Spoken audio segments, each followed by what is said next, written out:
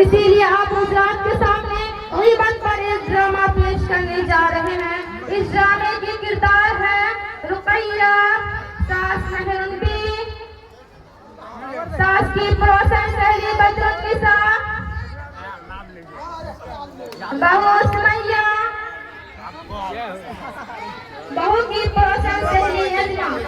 आप हजरात के सामने आप लोगों से गुजारिश है कि आप लोग इस ड्रामे को गौर से देखेंगे और इस गुनाह से बचने की कोशिश करेंगे इंशाअल्लाह।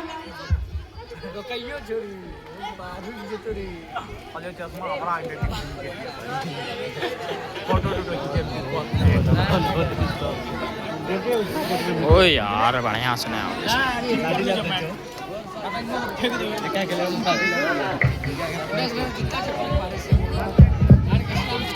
अस्सलामुअलैकुम। वालेकुम अस्सलाम। बैठो बैठो, बहुत दिनों बाद मुलाकात हुई। ये बहन कौन है? ये मेहमान बहन है, मुंबई से आई है और दीन के बारे में बहुत अच्छी मालूमात रखती है। अरे मैंने तो बातों बातों में खैरियत ही पूछना भूल गई। खैरियत से हो? कहाँ की खैरियत, जी रही हूँ जैसे तैसे, वक्त पूरा करके दुनिया से जाना है।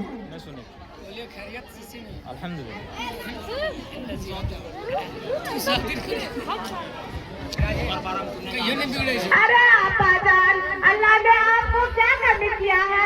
शादो आबाद कर दिया और बेटे की भी अच्छी नौकरी है और चार जैसी खिदमतगार बहू, और क्या चाहिए? खामोश रहो, मेरा मुंह न खुलवाओ। कैसा बेटा कैसी बहू, उनको तो बूढ़ी लोग जरूरत का एहसास ही नहीं। तबीयत कैसी है किसी को फिक्र नहीं। बस हमको अपने लायक समझते और सोचते कि जल्द से जल्द कैसे छुटकारा मिलना है। नवाबजादी की जुबान अपनी होती है, बहू रानी की पुछुस नाक को। ना घर की सफाई, ना नाश्ता, ना चाय, ये सारी बातें घर के बड़ों को सिखाने से आता है। लगता है उसे कुछ भी समझाने गया। और क्या बताऊं बहन, जब अपने मायके का कोई आ जाए ना तो उनकी देखभाल में बिछी बिछी जाती, बिछी बिछी जाती। और जब कोई मेरा आ जाए ना तो न बनाने के लिए पैर आटे, न बनाने के लिए पैर आटे, बस नाटक शुरू। कभी सर में दर्द, कभी पेट में दर्द, कभी यहाँ दर्द, कभी वहाँ दर्द, बस नाटक शुरू। खाना का पूछना को, नाश्ता चाय बनाएगी तो काली अम्मास की तरह, और दाल ऐसा जो तालाब का गंदला पानी, और चावल जो खाए पेट में दर्द शुरू। और हर 2 दिन के बाद माँ का याद आ जाना, जाके माँ के पल्लू से बन जाती है, आने का नाम ही सुना देती। अरे आपाजान, आपकी बहू इतना सब करती है, आप उसे कुछ बोलते क्यों नहीं हो? देख बहन, मैं बोलते बोलते तंग आ चुकी हूँ, अब थोड़ा मुश्किल हो गया है। कुछ बोलूं तो हमारे नवाबजादे की परेशानी के बल बढ़ने लगते हैं। अच्छा, मैंने तो बातों बातों में चाय पिलाना भूल ही गई। चलो सीटों पे बैठकर चाय पीते हैं। ये थी सास और सास की पड़ोसन सहेली, दिल खोल कर अपनी बहुओं की ग़ीबत कर रही थी। अल्लाह माफ फरमाए। आप देखते हैं वो अपनी बहुओं को अपनी सासों की कैसे तारीफ करते हैं।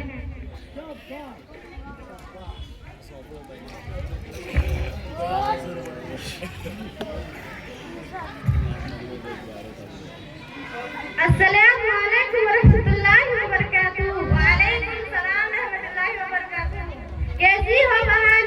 ठीक भी हूँ, ठीक नहीं भी हूँ। ये कैसी दरमियान की बात कर रही हो? क्या बताऊँ, जब तक सास का साया सर पर मुसल्लत है तब तक भला कैसे चैन रह सकती हूँ? सुमैया, तुम कितनी खुशकिस्मत हो कि तुम्हारे सर पर सास की साया है। अरे नजमा, क्या खुशकिस्मती को रट लगा रखी हो? वो भी भला कैसे चैन रह सकता है जिसको मेरी जैसी सास हो?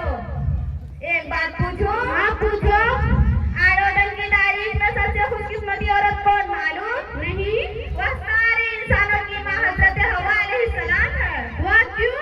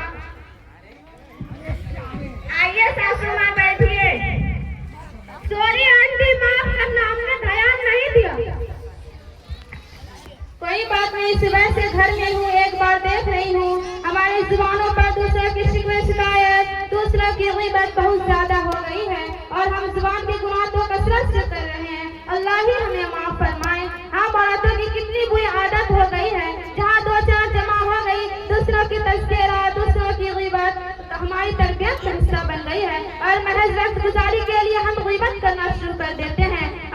अल्लाह ही हमें माफ, हम ग़ीबत करना शुरू कर देते हैं। हमारे ग़ीबत की होगी जो हकीकत थी वो कह रही थी, कुछ गलत तो नहीं कहा? हाँ, हमने कुछ गलत तो नहीं बोले। अरे मेरी बहनों सुनो तो सही, ग़ीबत कहते ही है जिसकी तुम ग़ीबत कर रही हो उसके पीठ पीछे बुराई बयान करना। अगर तुम ऐसे कह रही हो जो उसमें नहीं तो वो बहतान है। दोनों सूरतों में गुनाह लाजिम है। ग़ीबत और बहतान बहुत बड़े गुनाह है। ग़ीबत के बारे में कुरान मजीद में कहा गया है, अऊज़ु बिल्लाहि मिनश शैतानिर रजीम, बिस्मिल्लाहिर रहमानिर रहीम, वला यग़्तब बअज़ुकुम बअज़ा अय्युहिब्बु अहदुकुम अय्याकुला लहमा फकरहितुम फत्तक़ुल्लाह। क्या तुम अपने भाई और मुर्दा का गोश्त खाना पसंद करोगे? क्या तुमको ऐसे घिन नहीं आएगी? अल्लाह से डरो। रसूल सल्लल्लाहु अलैहि वसल्लम फरमाया, लोगों को जुबान की बातें ही गिराएगी। और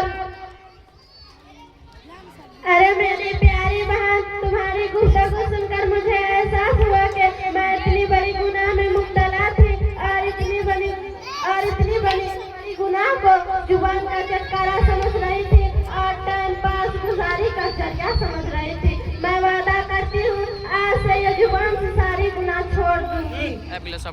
हाँ आंटी, हमें भी माफ कर दीजिए, हमने भी आपके पीठ